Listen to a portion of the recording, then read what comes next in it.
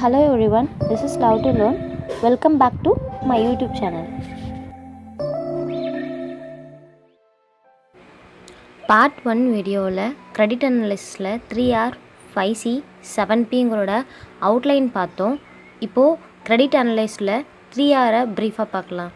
The 3R of credit are sound indicator of the credit worthiness of the farmer.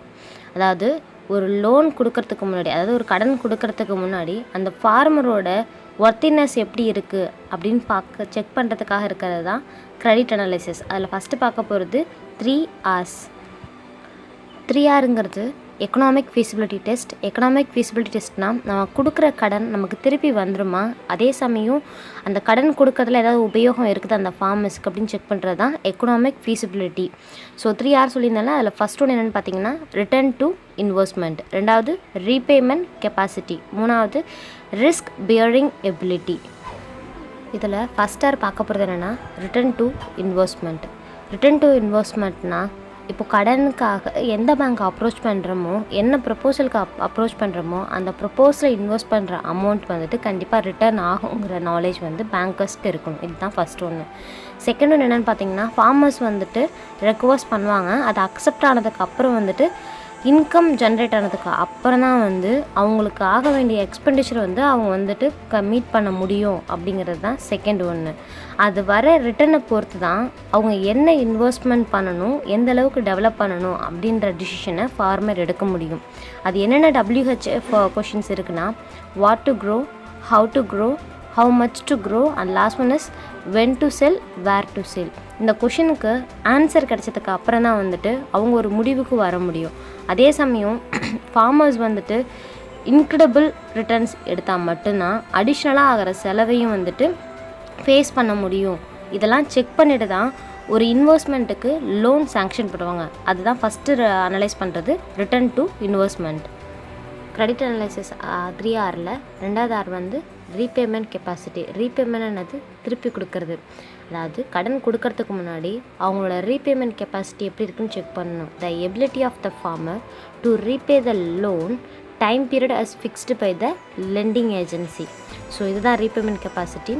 This is not only considered as the return but also several other variables like quantitative variable and qualitative variable.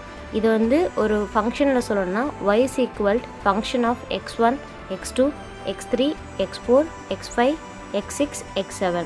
So y is the dependent variable, x is the independent variable. சரிங்களா? So yங்கிறது repayment capacity. ரெண்டு base பண்ணியிருக்கு, ஒன்று quality இன்னொன்று quantity. x1லேருந்து x4 வரைக்கும் இருக்கிறது குவான்டிட்டேட்டிவ் factor, x5லேருந்து x7 வரைக்கும் இருக்கிறது வந்து qualitative factor. Where x1 is the gross return from the enterprise for which the loan was taken during a season or year. x2ங்கிறது ஒர்க்கிங் எக்ஸ்பீரியன்ஸ், x3ங்கிறது ஃபேமிலி கன்சப்ஷன் எக்ஸ்பெண்டிச்சர், x4ங்கிறது other loans. இது 4 தான் வந்துட்டு quantitative base பண்ணி இருக்கிறது. x5ங்கிறது literacy, x6ங்கிறது மேனேஜரல் ஸ்கில், x7ங்கிறது வந்து moral character like honesty, ingredient etcetera. So இந்த x5லேருந்து x7 வரைக்கும் இருக்கிறது வந்து குவாலிட்டேட்டிவ் ஃபேக்டர்ஸ்னு சொல்கிறாங்க. ஸோ இந்த சைன் வந்து எதை மென்ஷன் பண்ணியிருக்குன்னா this is the sinus bracket or a priori signs. That's all. பெருசாக அதுக்கு மீனிங் எது கிடையாது, தட் இஸ் ஒரு அசம்ஷன், அவ்வளோதான். ஏன் நம்ம இந்த ரீபேமெண்ட் கெப்பாசிட்டி அனலைஸ் பண்ணணும்னா the necessary condition here is that the loan amount should not only profitable but also have potential for repayment of the loan amount. அதாவது அவங்க ப்ராஃபிட் வாங்கினா மட்டும் போதாது, அதையும் தாண்டி அவங்களோட ரீபேமெண்ட் கெப்பாசிட்டி பொட்டன்ஷியலாக இருக்கான்னு செக் பண்ணுறதுக்காக தான் வந்துட்டு 3Rல ரீபேமெண்ட் கெப்பாசிட்டி ரெண்டாவதாக இருக்குது. The estimation of repayment capacity varies from crop loan or term loan. Crop loanங்கிறது வந்துட்டு ஷார்ட் டேர்ம் லோன், டேர்ம் லோனுங்கிறது long term and medium term loan சொல்லலாம். ஸோ அதுக்கு 2 ஃபார்முலா இருக்குது. ஃபஸ்ட் ஒன்று பார்க்க போகிறது repayment capacity for crop loan. Gross income minus open bracket working expense excluding the proposed crop loan plus family living expense plus other loan due plus miscellaneous expenditure close bracket. இதில் நம்ம ஒரு proposal கொடுத்துருக்கோம், அந்த ப்ரப்போசலில் நமக்கு எவ்வளோ income கிடைக்குது, அதிலேருந்து ஒரு சில விஷயத்தை மைனஸ் பண்ண சொல்கிறாங்க. அது என்னென்னு பார்த்தீங்கன்னா, நீங்கள் ப்ரப்போஸ் பண்ணுறது ப்ராஜெக்டில் எக்ஸ்பென்ஸ் இருக்கும் பார்த்தீங்களா, ஒர்க்கிங் எக்ஸ்பென்ஸ், அதை மைனஸ் பண்ணிடணும். அதுக்கப்புறம் உங்களோட ஃபேமிலி எக்ஸ்பென்ஸ் எதாவது நீங்கள் அதில் இருக்குன்னா அதையும் நீங்கள் மைனஸ் பண்ணிடணும். சப்போஸ் நீங்கள் வேறு ஏதாவது நீங்கள் லோன் எடுத்திருக்கீங்க, அந்த லோனுக்கு எவ்வளோ டியூ வந்து பே பண்ணுறீங்க அந்த அமௌண்ட்டையும் எடுத்துடணும். லாஸ்ட்டாக வந்து சின்ன சின்ன இந்த ரிப்பேர் ஆகிறது, இல்லைனா வந்துட்டு அதுக்கு அடிஷ்னலாக வந்துட்டு சர்வீஸ் எதாவது பண்ணுறது, இந்த மாதிரி மிஸ்லேனியஸ் எக்ஸ்பெண்டிச்சர் இருக்குது பார்த்தீங்களா, இது எல்லாத்தையுமே வந்துட்டு எடுத்துகிற சொல்கிறாங்க. இதுதான் repayment capacity of crop loan. ரெண்டாவது என்னென்னு பார்த்தீங்கன்னா, repayment capacity for term loan. Gross income minus open bracket working expense plus family living expense plus other loan due plus miscellaneous expenditure plus annual instalment due to for term loan. Same like ditto தான், கொஞ்சம் variations இருக்குது. என்னென்னு பார்த்தீங்கன்னா, நமக்கு கிடைக்கிற வருமானத்துலேருந்து minus நமக்கு மொத்தமாகவே எவ்வளவு ஒர்க்கிங் எக்ஸ்பென்ஸ் இருக்கோ அதை மைனஸ் பண்ண சொல்லியிருக்காங்க. அதுக்கப்புறம் ஃபேமிலி எக்ஸ்பென்ஸு, அதர் லோன் டியூஸ் ஏதாவது இருந்ததுன்னா அதே மாதிரி மிஸ்லேனியஸ் எக்ஸ்பென்ஸ் சொல்கிறாங்க. அடிஷ்னலாக இன்னொன்று என்ன சொல்லியிருக்காங்கன்னா, annual instalment due to for the term loan. இப்போ நம்ம பே பண்ணுற டேர்ம் லோன் இருக்குது பார்த்தீங்களா, அதுக்கு ஆனுவல் இன்ஸ்டால்மெண்ட் எவ்வளோ பே பண்ணுறோமோ அதையும் வந்து சேர்த்துருக்க சொல்லியிருக்காங்க. சேர்த்துக்கப்புறம் மைனஸ் பண்ணதுக்கப்புறம் வர அமௌண்ட் தான் வந்துட்டு repayment capacity for term loan சொல்கிறாங்க. ஸோ அதுக்கும் இதுக்கு என்ன வித்தியாசம்னா, ரீபேமெண்ட் கெப்பாசிட்டி கிராப் லோனை பொறுத்த வரைக்கும் ப்ரப்போஸ்டு ப்ராஜெக்டில் ஒர்க்கிங் எக்ஸ்பென்ஸை மைனஸ் பண்ண சொல்லியிருக்காங்க. ரீபேமெண்ட் கெப்பாசிட்டி ஃபார் டேர்ம் லோனில் பார்த்தீங்கன்னா annual instalment due to for the term loan, அதாவது ஆனுவல் இன்ஸ்டால்மெண்ட்டை மைனஸ் பண்ண சொல்லியிருக்காங்க. இது ரெண்டுக்கும் அதுதான் வித்தியாசம், அது பெருசாக வேறு எந்த வித்தியாசமும் இல்லை. ஸோ செல்ஃப் லிக்விடிட்டி லோன் தான் crop loan, partial liquidity loan தான் term loan. Causes for the poor repayment capacity of Indian farmers. The first one is small size of the farm hold. ரெண்டாவது low production and productivity of the crop. மூணாவது high family consumption expenditure. 4 low price and rapid fluctuation in price of agriculture commodity. Fifth one என்ன பார்த்தீங்கன்னா, using the credit unproductivity purpose. 6 low farmer net worth. 7 lack of adoption of improvement technology. 8 poor management of limited farm resources. So ஒரு சில cautious முன்னாடி இருந்துச்சு, அந்த காஷஸுக்கு அப்புறம் வந்து அதை மெஷர் பண்ணி எப்படி ரீபேமெண்ட் கெப்பாசிட்டி ஸ்ட்ரென்தனிங் பண்ணலாம். ஃபஸ்ட் ஒன்று என்னென்னு பார்த்தீங்கன்னா, increasing the net income by proper organisation and operation of the farm business. ரெண்டாவது adoption the potential technology due to increasing the production and reduce the expenses. மூணாவது removing the imbalance into the resource availability. நாலாவது என்னென்னு பார்த்தீங்கன்னா, the loan repayment plan per the flow of the income. அதுக்கப்புறம் 5 improving the net worth of the farm house hold. 6 diversification of the farm enterprise. 7 adoption of the risk management strategy like insurance of the crop, animals and machineries and like hedging to the controlling the price variation. இதெல்லாம் வந்துட்டு அந்த காசஸுக்கு வந்துட்டு கொடுத்துருக்க measures of repayment capacity. The third R is ரிஸ்க்குங்கிறது எல்லாருக்குமே தெரியுங்க. நம்ம டே டு லைஃப்பில் எப்போதுமே எல்லா விஷயத்திலும் நம்ம பண்ணுறது என்னது, ரிஸ்க்கு தான்.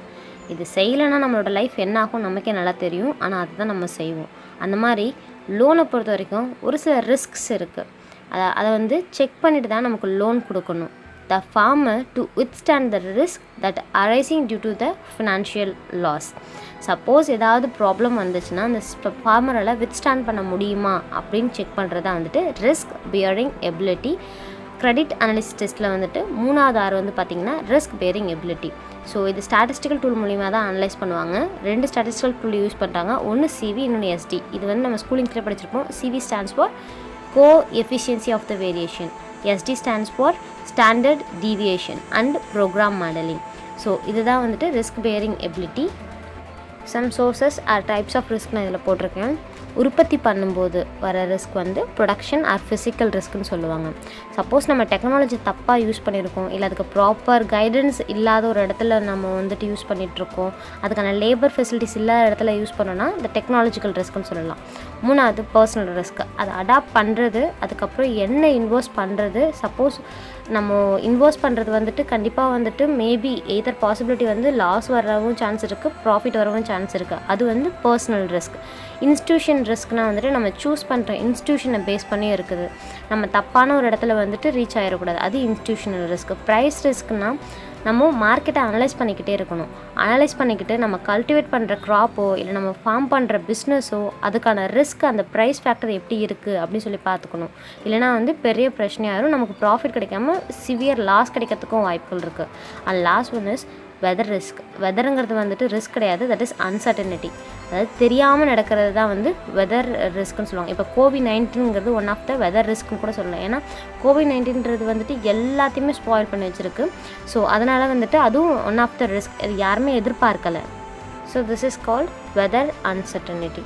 ஸோ ரிஸ்க்குக்கும் அன்சர்டனிட்டிக்கும் ஒரே ஒரு விஷயம் என்னென்னா, நம்ம தெரிஞ்சு நம்ம பிஸ்னஸை வந்துட்டு ஒரு இடத்துல இன்வெஸ்ட் பண்ணி நம்ம லாஸாக ப்ராஃபிட்டான்னு பார்க்குறது வந்துட்டு ரிஸ்க். ஆனால் நமக்கு தெரியாமலே வந்துட்டு லாஸ் ஆகிறது வந்துட்டு அன்சர்டனிட்டி.